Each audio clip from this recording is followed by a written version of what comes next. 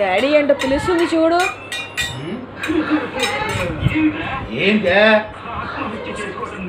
Mask అంటే ఇవ్వు.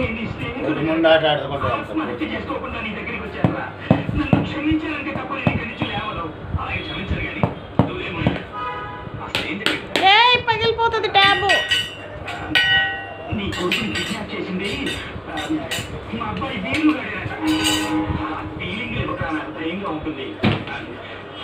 నా పరువు తీశాడని నాకు ఆర్థిక నష్టం కలిగించాలన్న కోపంతో వాడిని ఉద్యోగంలో తీసేయాలంటే ఇలాంటి నేరం ఏదో చేసి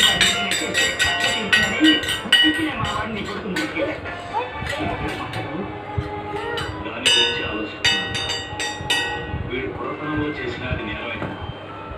కొడుకుని ఎత్తుకుపోయిన డిఎస్పీ తన స్నేహితుడి కోసం చట్టాన్ని మోసం చేశాడని ప్రజలు అవసరం.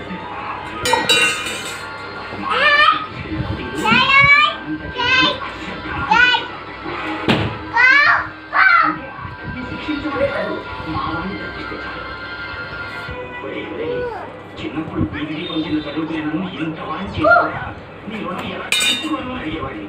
ఈ ఒక్కసారికి మా వాడి తప్పు నన్ను క్షమించేదా?